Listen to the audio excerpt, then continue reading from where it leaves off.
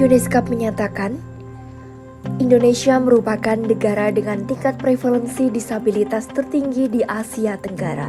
Berdasarkan Kemenko PMK, jumlah penyandang disabilitas di Indonesia pada tahun 2023 mencapai 22,97 juta jiwa atau setara dengan 8,5% penduduk Indonesia. Seringkali penyandang disabilitas dipandang sebelah mata. Namun, tidak selamanya penyandang disabilitas hidup dalam keterpurukan. Mereka juga mampu sukses dan berprestasi, salah satunya dalam bidang olahraga. Di Indonesia sendiri terdapat organisasi bernama National Paralympic Committee Indonesia yang bertujuan sebagai wadah bagi penyandang disabilitas untuk menyalurkan bakatnya di bidang olahraga. Sebagai atlet penyandang disabilitas, mereka mampu membuktikan bahwa keterbatasan tubuh dan pikiran tidak menghalangi mereka dalam menyusun strategi untuk mengharumkan nama negeri. Terbukti dalam perhelatan ASEAN Para Games, Indonesia mampu menduduki posisi juara umum sebanyak 4 kali pada tahun 2014, 2017, 2022, dan 2023. Saya melihat ini ya cobaan gitu. Cobaan dari yang kuasa, tapi kita harus jalan hidup tetap harus terus berjalan. It's okay, semua sudah takdir gitu. Dalam kepercayaan kita kan Islam ya, Tuhan tidak akan memberikan cobaan di luar batas kemampuan manusia gitu. Bermain bulu tangkis di kursi roda itu emang nggak mudah sih. Kita perlu adaptasi. Nah itu yang membuat saya sampai sekarang tuh harus tetap semangat karena saya sudah punya bekal kursi roda yang sudah melekat di badan saya gitu. Untuk membuktikan semua bulian teman-teman, remehan orang-orang yang sekitar saya membuktikan gimana caranya saya itu bisa melebihi mereka yang lebih baik dari saya.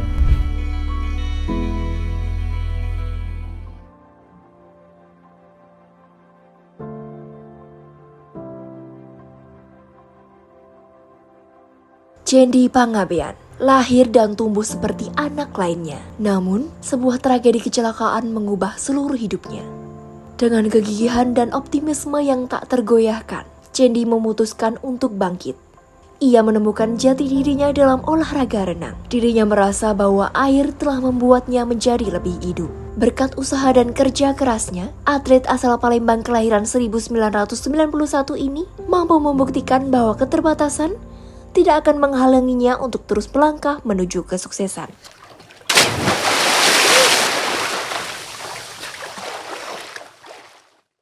Halo, saya Jendi Pangabean. Saat ini saya sebagai atlet disabilitas Indonesia. Sekarang saya sedang pelatnas pemusatan latihan nasional menuju Paralympic Games Paris 2024.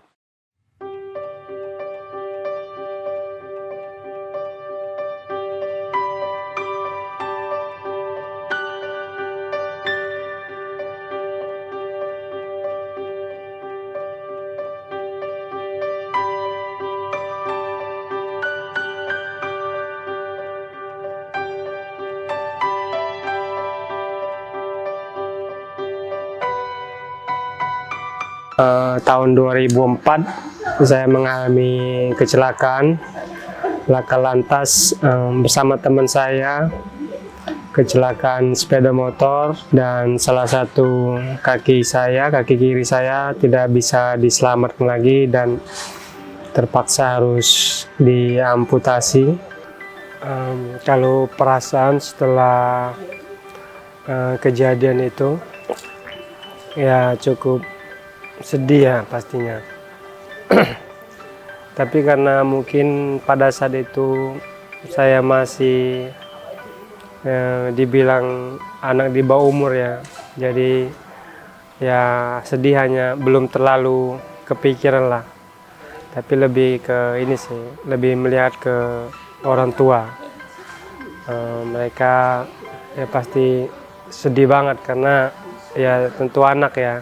Karena mereka sudah tahu nanti setelah dewasa nanti mau jadi apa gitu kan. Sedangkan saya sendiri belum berpikiran sampai ke sana. dan prosesnya begitu cepat, dan saya melihat ini ya cobaan gitu, cobaan dari yang kuasa, tapi kita harus jalan hidup tetap harus terus berjalan.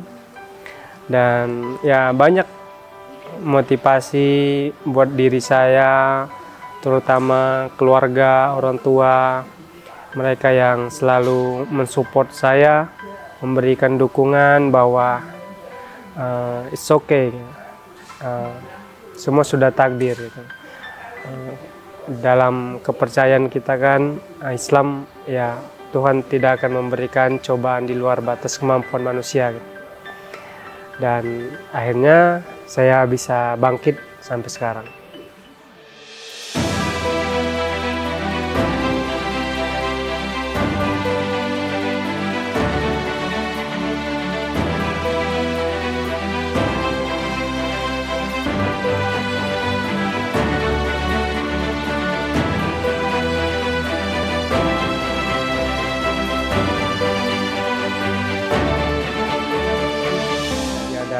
Ada kesempatan buat saya, dan saya ambil kesempatan itu,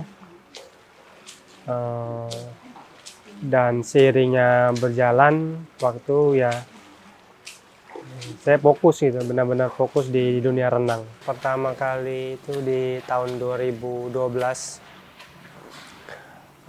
Pekan Paralimpik Nasional di Pekanbaru. Itu kejuaraan nasional terbesar di nasional, jadi itu puncak dari kejuaraan nasional, dan di sana saya bisa memberikan prestasi. Untuk waktu itu saya mewakili Sumatera Selatan, dan saya bisa memberikan medali 2 emas, 1 perak, dan 1 perunggu.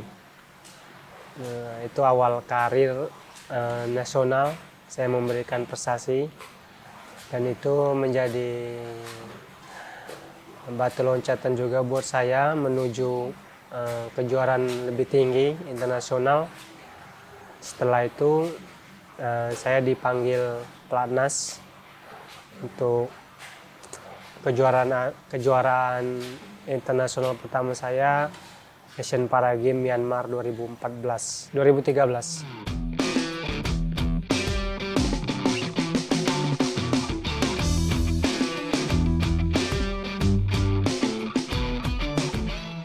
Kalau kesibukan lain saat ini, selain saya aktif menjadi atlet, saat ini saya juga pegawai negeri sipil di Kemenpora. Tapi karena memang keadaan tidak memungkinkan untuk masuk kantor, dan saya posisi sedang sering pelatnas, jadi memang kita lebih banyak aktivitasnya itu latihan.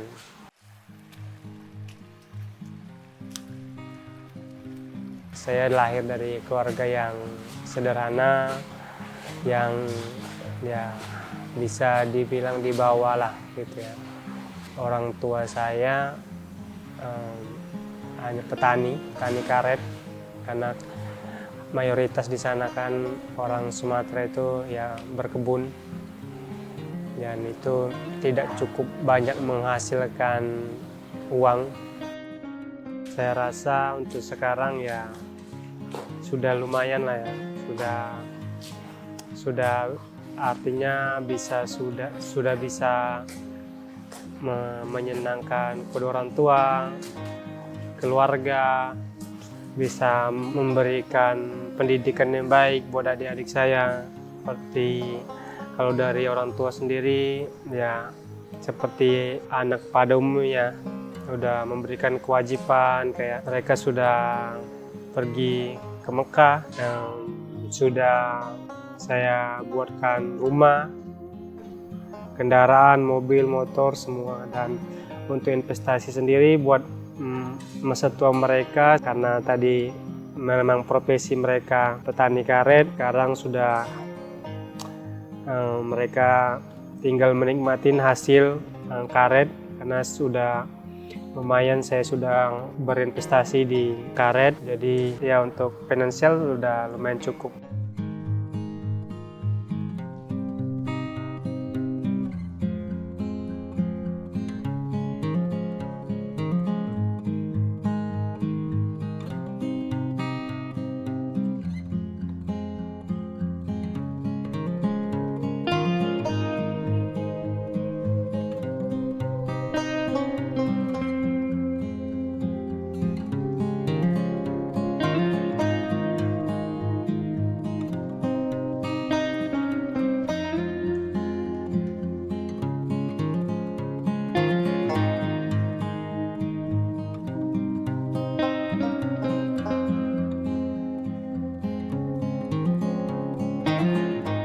Di dunia renang, ya mungkin hampir semua sudah saya capai ya.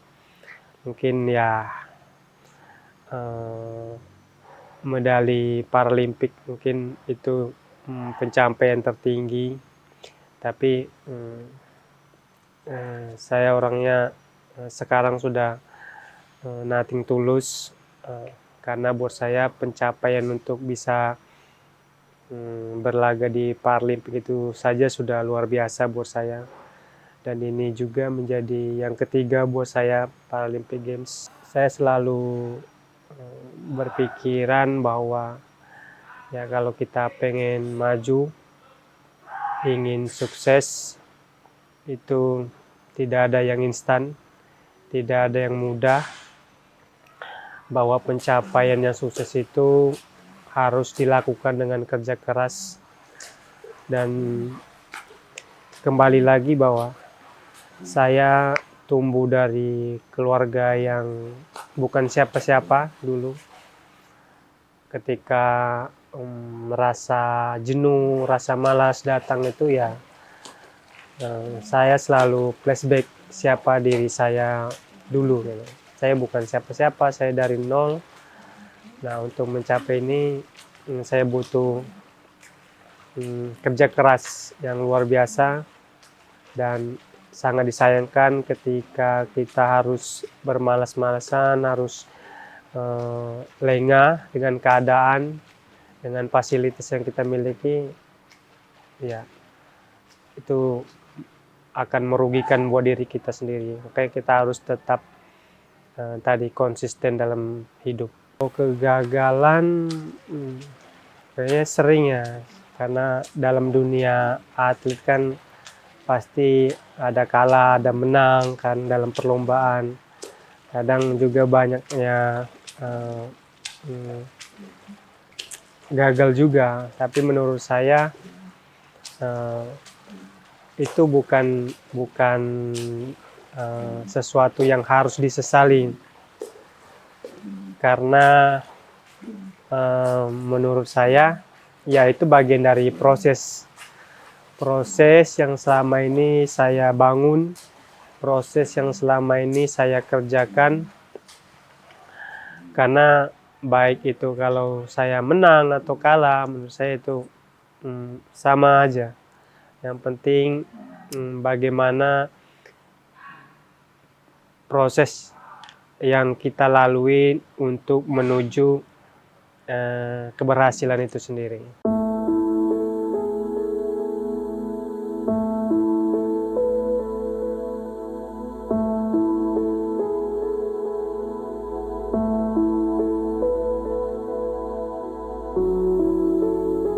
Sama halnya dengan Jendi, Supriyadi, atlet berusia 37 tahun asal Pati ini juga mengalami tragedi kecelakaan yang membuatnya menyatu dengan kursi roda hingga saat ini.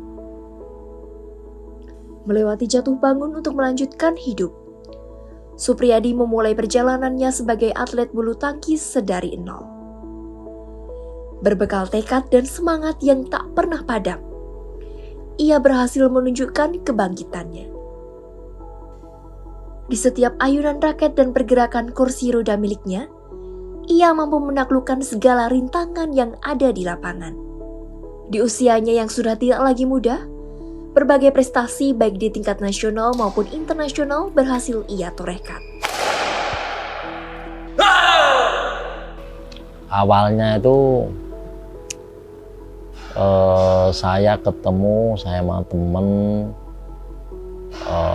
itu temen waktu di RC. Waktu di RC 2007 saya ketemu, karena dulu kan saya di Pati. Istri saya ngajak pindah ke Solo. Jadi saya pindah ke Solo, di Solo saya nggak punya temen. Saya berusaha untuk mencari teman-teman saya yang di RC itu saya cari. Akhirnya ketemu salah satu temen.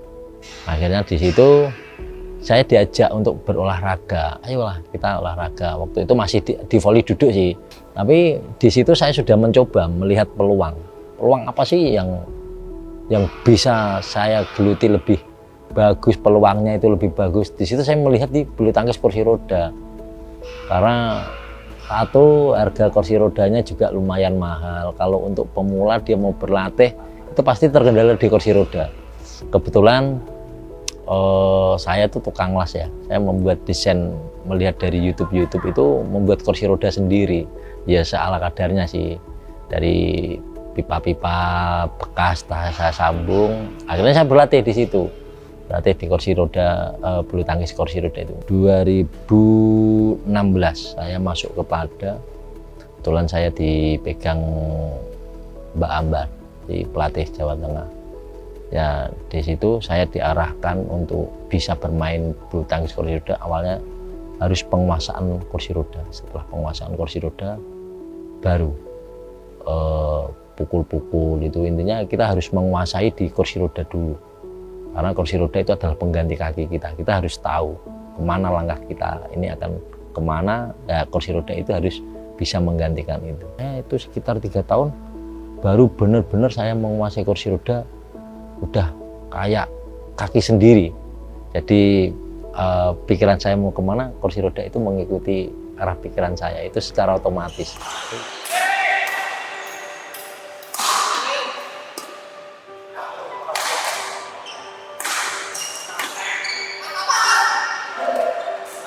Saya kecelakaan itu kalau tidak salah sekitar umur 18 tahun, Mbak. Tepatnya itu 2005 akhir saya kecelakaan.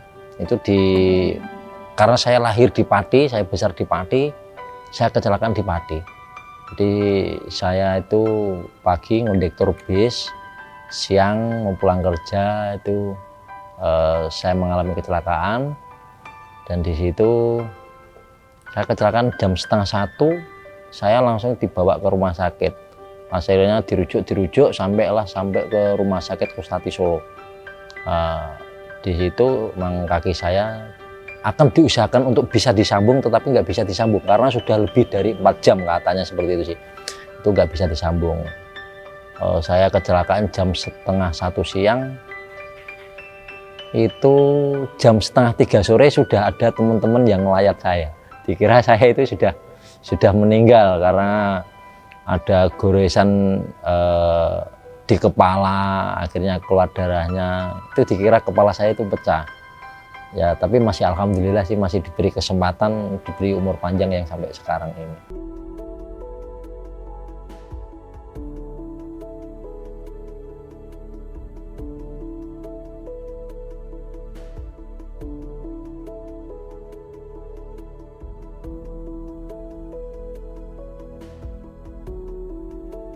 Saya itu sempat down ya.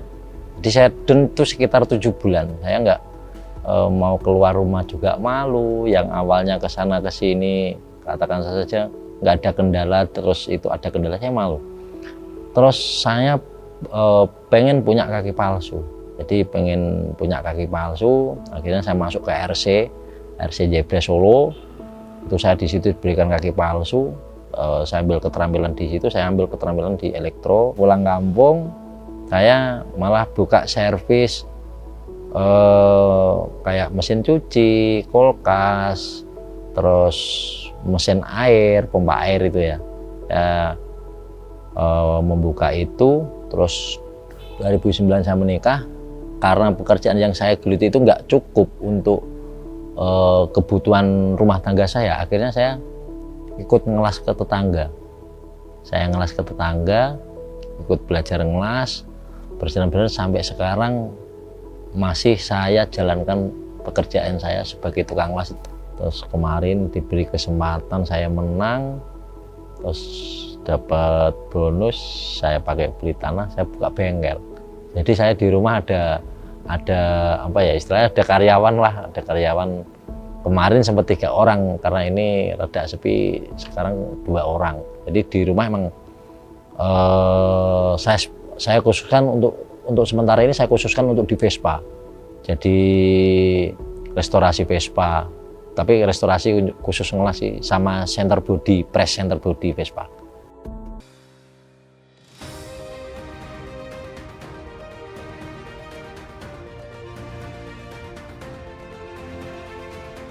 Kalau tantangannya menggeluti bulu tangkis kursi roda itu, ya itu kita harus bisa menaklukkan kursi roda. Jadi kemana arah kok itu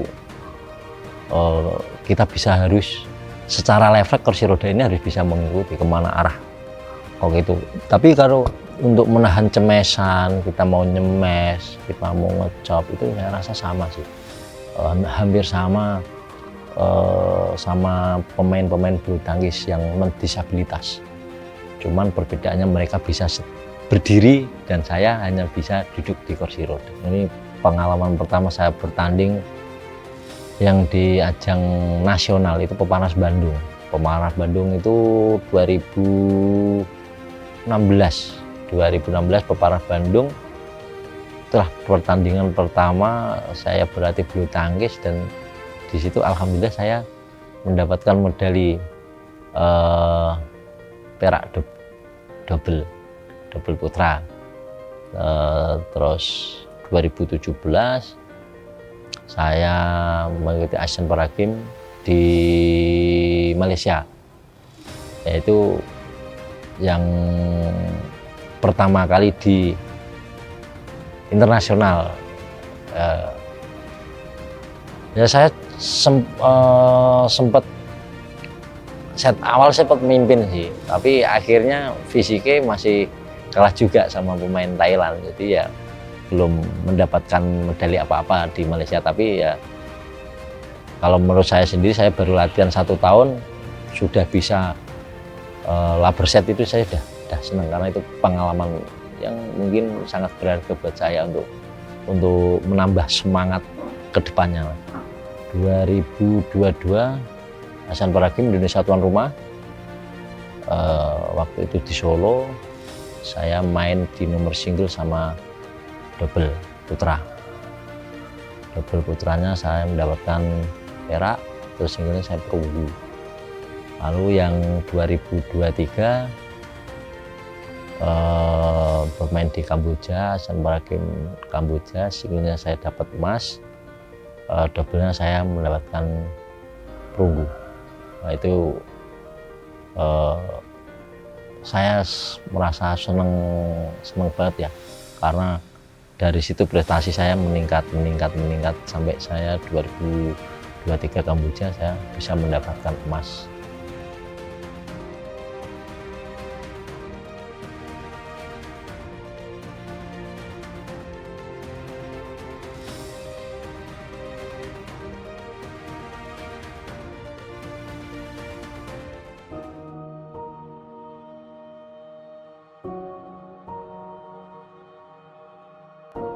Berasal dari daerah yang terisolir.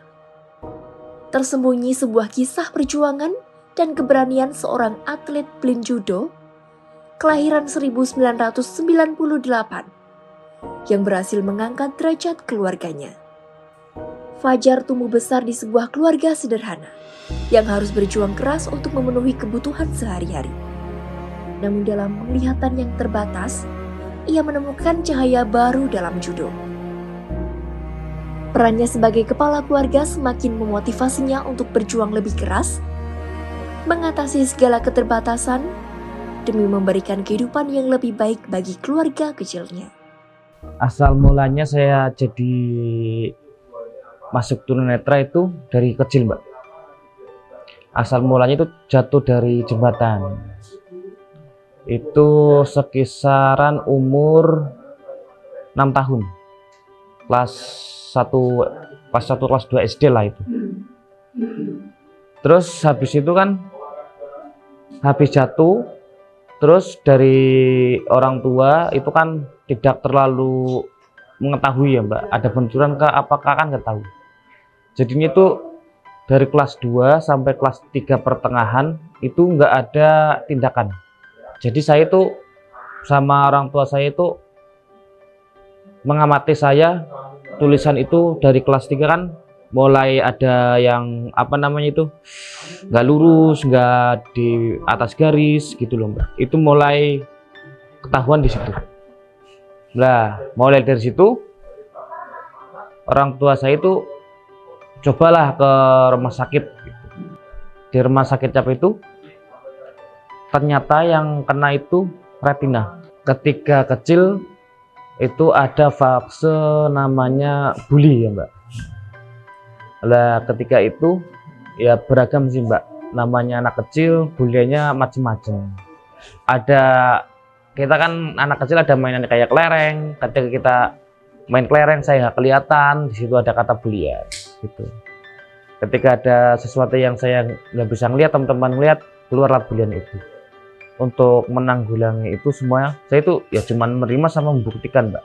Dan untuk membuktikan semua bulian teman-teman, remehan orang-orang yang sekitar saya membuktikan gimana caranya saya itu bisa melebihin mereka yang lebih baik dari saya. Kalau kehidupan saat remaja itu Mbak, saya itu kurang bisa menikmati. Karena dulu itu orang tua saya itu saat saya mau masuk SMP itu jatuh dari pohon kelapa itu Mbak. Nah saat itu saya nggak bisa menikmati jadi anak yang seperti teman-teman gitu loh Pak, yang main ke sana ke sini bebas. Itu saya yang teralangi. Jadinya saya itu dari kelas 2 SMP itu udah mengalami rasanya pahit mencari rezeki. Kegiatannya itu bantu orang tua sama mengikuti ekstrakurikuler di SMP. Jadi sebelum berangkat sekolah naik pohon kelapa, habis pulang sekolah ikut ekstrakurikuler, pulang ke rumah naik pohon kelapa. Itulah seharian saya berputar segitu terus. Kalau main cuman kalau ketika dipilih ikut tanding baru saya main itu, main kemana itu namanya baru main.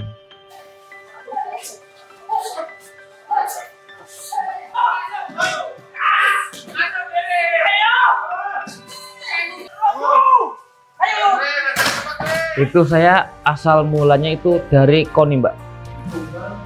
Saya itu kan dari lulus SMK itu kan ikut KONI, dari ikut silat sama Yomodo kan Mbak.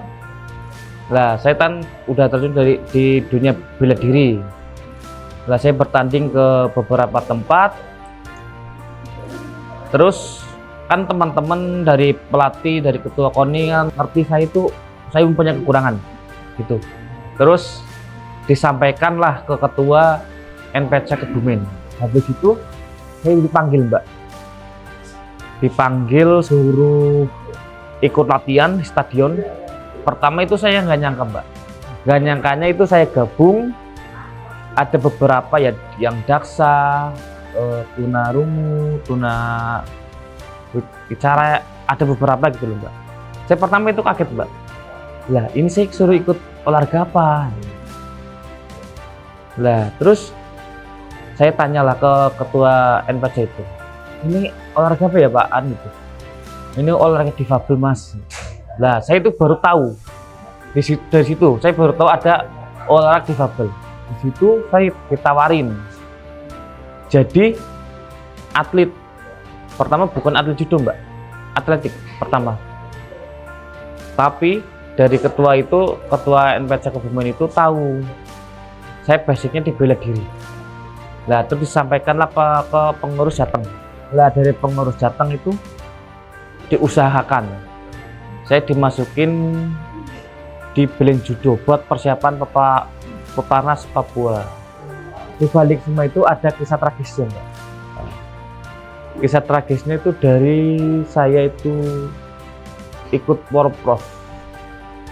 Dulu kan ada Porprov Solo kan, Mbak. Saya itu Porprov Solo itu saya ikut Pepaprov silat. Saya gagal karena saya sakit. Habis itu saya silat dilempar ke Provinsi Banten. Nah, di situ saya tragisnya di Provinsi Banten, Mbak. Ketika saya main di Provinsi Banten, saya kan juara, Mbak. Saya ikut namanya itu Prapon. Nah, ketika saya ikut Prapon itu, saya dapat tiket ya, Mbak.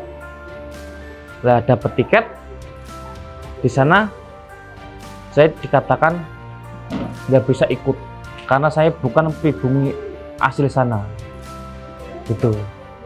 Habis itu pulang kan, Mbak. Udah mental saya hancur, udah nggak semangat jadi atlet lagi, ketambah ada corona. Habis itu saya udah mental, psikis udah kena semua, jadi udah kena. Fokusnya cuman udahlah bantu orang tua, intinya bekerjalah di rumah, bantu orang tua ekonomi gitu, Mbak. Udah lama 2 tahun, lama-lama saya mikir, ibaratnya kalau saya begini terus mau jadi apa? Saya kan pengen jadi atlet. Gitu. Lah, saya pas naik pohon kelapa, terakhir kan di atas kan, Mbak. Saya cuman ngucap gini, intinya ya Allah, saya pengen jadi atlet, apapun itu atletnya, bebas, penting saya masuk pelatnas, apapun itu pelatnasnya. Kalau saya cerita gitu, saya sedih, Mbak, bener. Sedih. Lah habis itu 2 hari dijawab sama Gusti Allah. Itu, Mbak, sama KONI Kebumen diinfokan ke NPC Kabupaten Kebumen. Baru saya ikut olahraga difabel. Hari itulah saya masuk judo.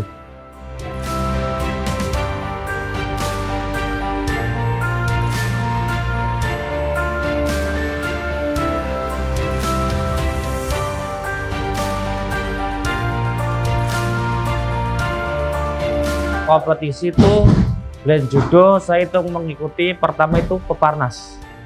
Kalau diibaratkan kalau yang umum PON gitu. Itu kemarin pertama di Papua. Alhamdulillah dapat emas sama perunggu bergu. Yang kedua itu kemarin di Solo, APG Solo gitu. Alhamdulillah dapat emas juga. Selanjutnya di Kamboja, Asian Para Games Kamboja itu alhamdulillah dapat emas single sama bergu. Asian Para Games itu bagi saya itu berkesan, Mbak, walaupun saya itu kalah di urutan nomor 5, tapi bagi saya itu buat pengalaman, Mbak, buat event yang selanjutnya tahu loh lawan-lawannya, powernya gimana, terus tekniknya gimana, itu bisa buat pemetaan gitu, Mbak. Jadinya bagi saya itu berkesan, jadi buat tambah semangat latihan, ya semangat berdoanya gitu, Mbak. Jadi punya tujuan lagi gitu. Tantangannya itu pas di latihan, Mbak.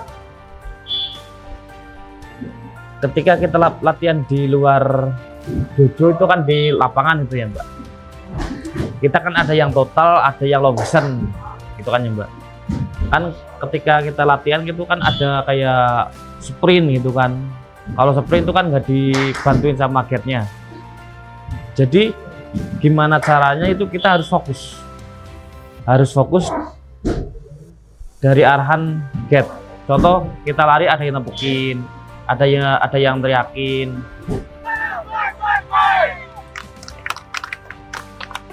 Selain saya di Brand Judo itu, kesibukan saya itu di rumah. Di rumah itu saya punya usaha, ya lagi merintis gitu, Mbak. Di nyoba-nyoba bikin usaha peternakan gitu, peternakan kambing. Jadi kalau bagi waktu itu sebenarnya nggak bisa. Masalah saya fokus di judonya. Tapi saya punya saudara itu kakak disuruh disuruh kerjasama untuk ngurusin peternakan itu loh, Mbak.